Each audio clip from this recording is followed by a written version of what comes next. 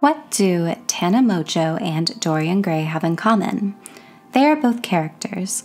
How fictionalized their stories are is up for debate. We are comparing the two because each character calls into question the consequence of not being able to see the appeal of maturity and the true value of youth. To refer to Mongeau as a character is not to belittle or dehumanize her. It is to acknowledge that we will never know who she is, but she has created a personality in the media that is recognizable. The purpose of Book Sense is to see life through the lens of literature. We are not a drama channel nor a commentary channel. There's a place for that, but it's not ours. In this video, we're here to question the cultural perception of maturity, ask questions that we can apply to ourselves, and to see how we can be helpful contributors to the conversation. If you don't know who Tana Mongeau is, she is a 21-year-old internet personality who started out as a story time YouTuber and grew in popularity, often through bad behavior and scandal, to the point where she got an MTV reality show titled Tana Turns 21. So why is Tana Mongeau important enough to discuss in this light? Literary journalists, like Tom Wolfe, help us understand this.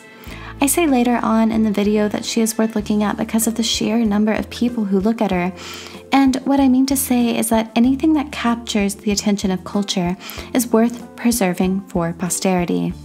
Tom Wolfe often wrote stories in the style of new journalism, about counterculture youth that were likely not taken seriously in their time, but it's a gift to have access to their carefully crafted stories, no matter how ridiculous or annoying they were. Right now, Dr. Rick and I, Gale Huxley, are not able to film together, so we recorded our conversation over Zoom. Let's get into it. You just heard in the introduction, the topic of this video is Tana Mongeau and the youth of Dorian Gray. And I just explained a little bit about what they have in common. And this is worth looking at simply because it is capturing the attention of millions of people. And for some, and of who are her fans, it's because she is someone that's either relatable because they're at the same level as her, makes them feel validated, and she seems cool and interesting, and for the other half, something to gets a rise out of people, something to look at simply because of her, what seems like her immaturity that she cannot move past.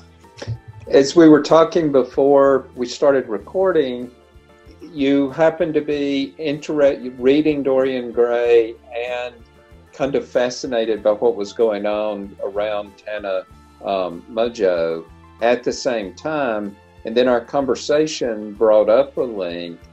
So how did the two line up in your mind? Like, it turns the question around, but what was the link in your mind? So I didn't, until you pointed it out to me. I'd been reading The Picture of Dorian Gray and didn't make the association at all till you pointed it out. But once you pointed it out, it was Dorian Gray became excessively fearful of aging because it was pointed out to him that, as you get older, appearance-wise, that you lose the fun of life, the vitality, and people look at you in a different way that's not often favorable.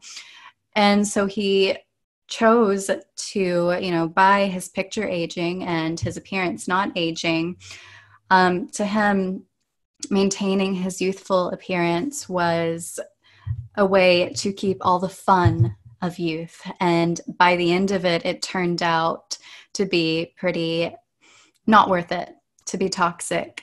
And I see some similarities in there with Tana Mongeau because her, what seems to be immaturity, is kind of aligns with the path of Dorian Gray. There's rewards there, but it ends up in a not so favorable place.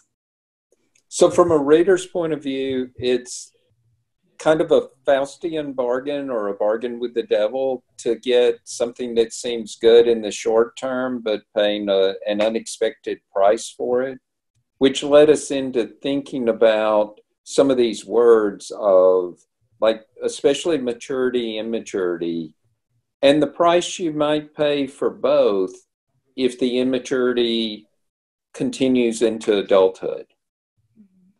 Because, and this leads to another question, and I have the questions in front of me. I'm going to skip ahead a little bit. Right. So what do we lose when we mature?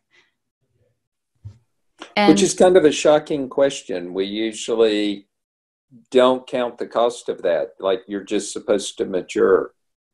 Yeah, it's known that we lose like some of the vitality and the fun, but it's supposed to be a sacrifice that you must make.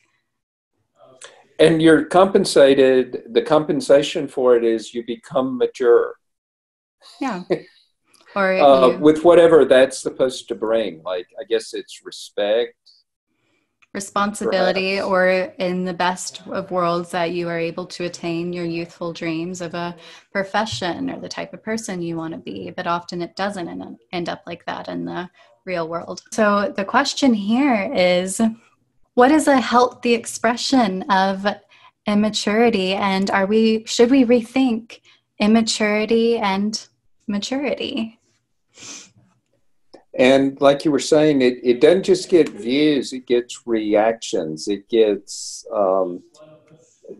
moves people in a lot of ways, or people are compelled to either criticize or support. Yes. And then you use the word healthy. What is a healthy maturity, immaturity, or maturity? What is a lucrative immaturity? There are a lot of filters we can put on it. Health is just one. Yes. But this issue of maturity, immaturity seems to trigger a lot in a lot of people, or to pull people into something.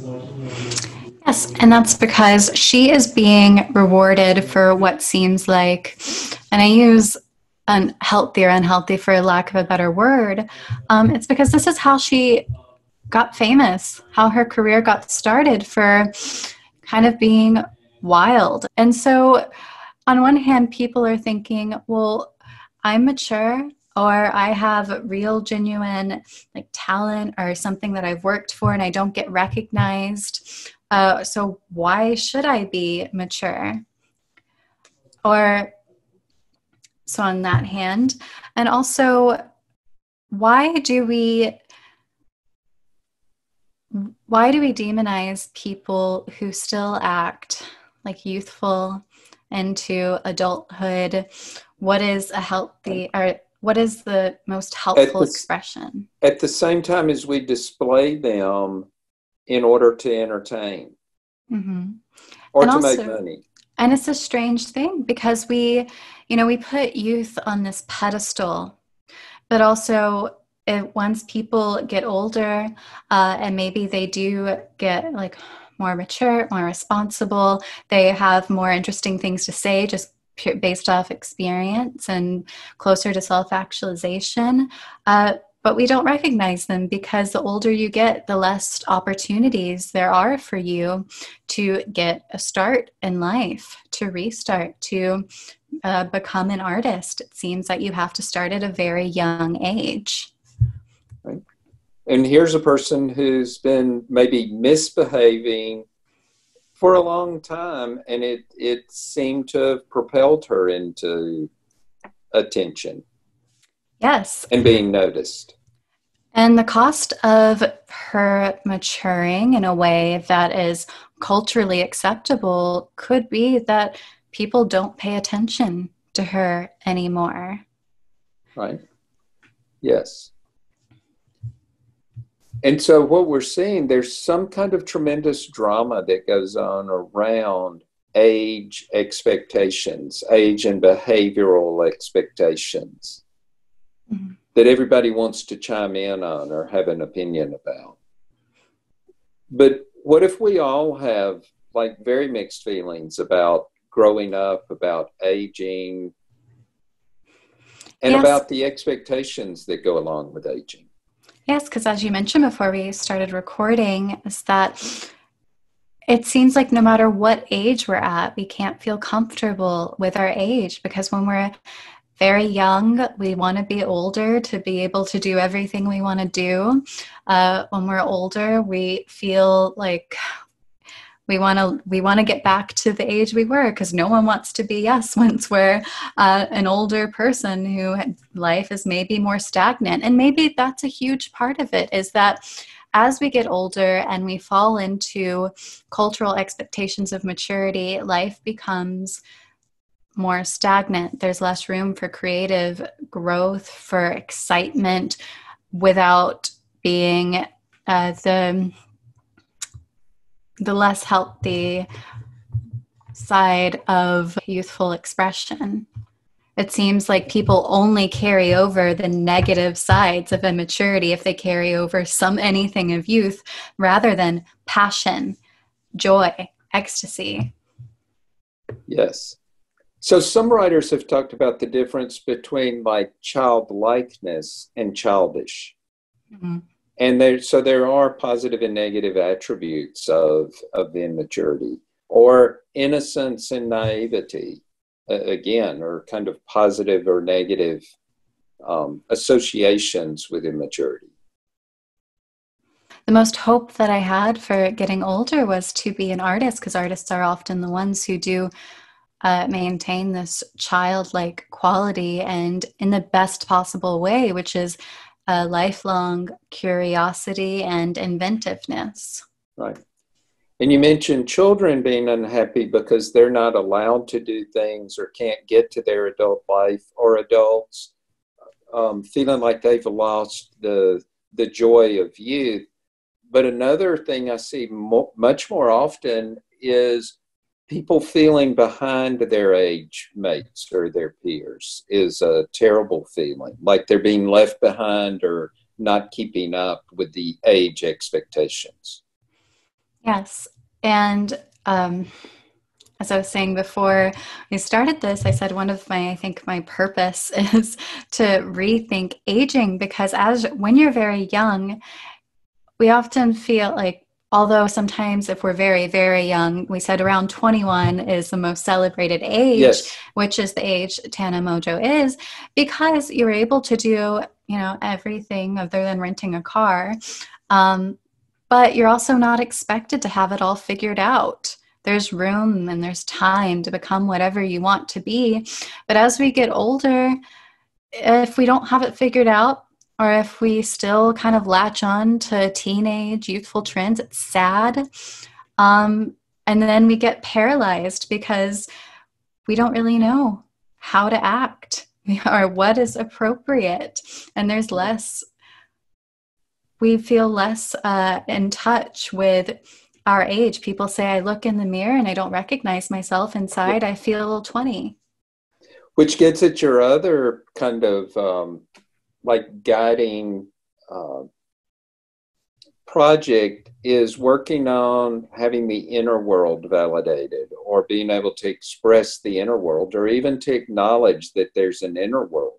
So there's an outer aspect, a social public aspect to aging, and then there's the internal experience of aging that often seems out of step with the physical age. And then it came up that at any age, aging can seem like a problem and is a struggle, or something to deny, or something to change, or something to fight against as a problem. And when we brought out this word growth, like growing through life instead of aging through life, a lot of the problems seem to go away, or a lot of the ambivalence seemed to go away about age and maturity and immaturity. Yes. And we put these harsh cultural guidelines on to how you're supposed to be living at every age. I think in an ideal world that artists are of whatever type, and whatever we mean by that, whatever that could mean, could debut at any age, and that whatever trends are going on in the world, whatever should be accessible to anybody of any age. That would be a healthy expression. We've also discussed dance a lot on this podcast, and there are moments of being in balance or in sync, and then moments of movement, and then another moment of balance. And so I think with the aging process, there are moments when we feel in sync with everything, and then moments when everything feels out of sync. Yeah. And that is natural, I think, where obviously we want to strive for being in sync most of the time. And right now I'm reading a book that made a really good point about this. Is it's something that you can practice. The more often that you feel in sync with Excellent. yourself, the closer and closer the gap becomes. And it's not going to be something that's constant. Sometimes the most like turbulent times do produce the most growth, and where there will be a period of feeling more in sync than you ever have. So Book Sense focuses on the shortcomings of the Enlightenment mindset, and we explore the necessity of the romantic. Book Sense doesn't deny science, and actually we support it because it's my belief that the denial of science, like global warming, vaccine denial, stems from what you have come up with as modernity sickness. There aren't many accepted ways to express the illogical other than religion, which has also largely transformed into something oppressive. So people rebel against the soullessness of the rational through the denial of science. If the soul was recognized and soothed by the mythopoetic, then science and the spiritual could be in balance. The toxic expression of youth may be a result of the rational world's incomplete expectation of maturity.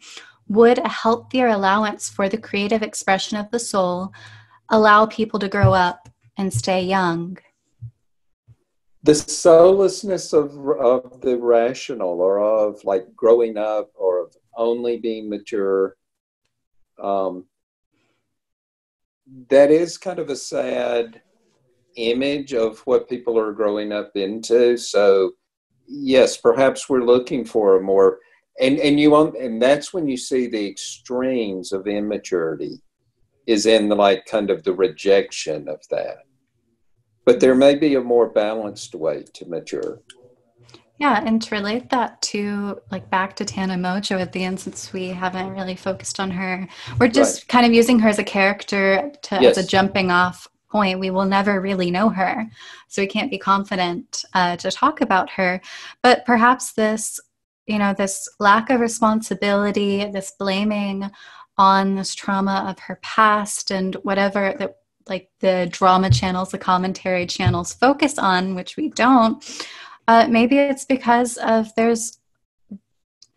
what is appealing about getting older? What is appealing? Where is there room for this, this balance of maturity and something to look forward to in the future? So maybe if there is room for the soul and the rational, that she could find a way to help to move on with her life in a healthier way and still be just as interesting as ever.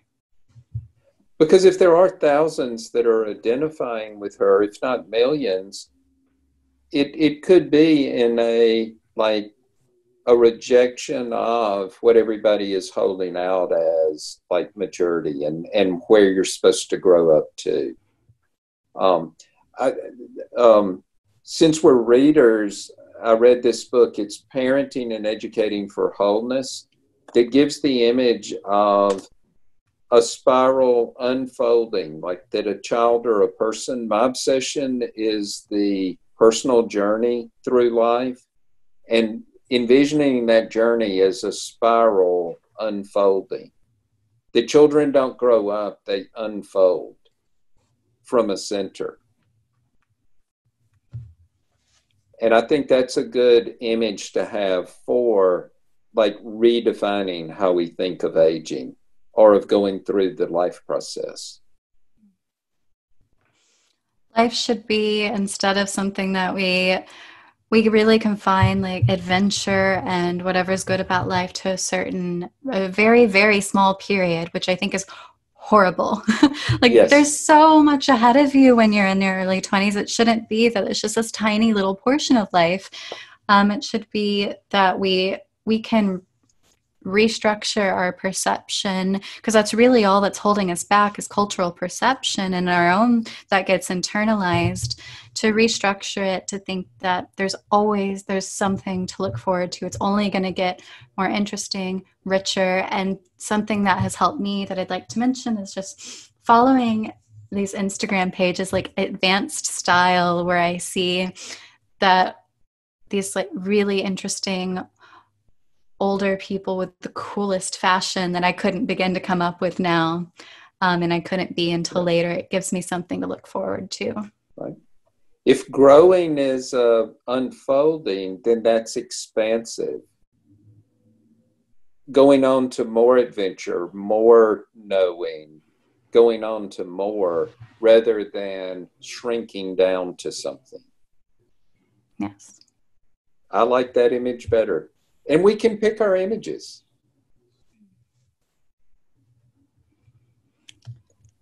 We certainly don't want to just accept the cultural images. You know, there will always be criticism from culture, even if you are living in a way that is best for you, where you're not hurting people, but maybe you have what seems like a little bit too much fun for culture. You're not living in a more conventional way. So ultimately, you have to be the judge of yourself and see if you feel alive, you feel, I usually just say vivid, but at the same time, you can look around you and see how people are responding to you. If people are feeling neglected by you or hurt by you, that's probably, you need to rethink your idea of maintaining a youthful image or not a youthful way of living. Dorian Gray didn't see the good he could have done with his youth. Instead, he lived as if youth is nothing more than an excuse for debauchery and selfishness. It took years, but this lifestyle wore his soul down, no matter how his skin glowed, and he wished to be an old man who didn't have a troubled soul by the end of his story. But Dorian lived according to the idea of youth that was pressed upon him, as if it is a time to be vain. This is not to take the blame entirely away from the character and place it on culture. It is each person's responsibility to seek an education or therapy that allows them to heal and grow. And Tana Mongeau is responsible for herself. But will she ever grow if there is not an appeal to maturity? Her immaturity is already hurting her, and it will only continue to do so if she can't move on from it. But that doesn't mean she has to become boring. The ideal is to become more of oneself, maybe just as loud and prone to sleepless nights, but also to look around us and see that our life is stable because of our decisions and that our loved ones feel loved and taken care of if that is applicable. Thank you for spending time with us. This is our first video like this, and we look forward to improving each time. Like and subscribe if you enjoyed this, and leave suggestions in the comments. Until next time.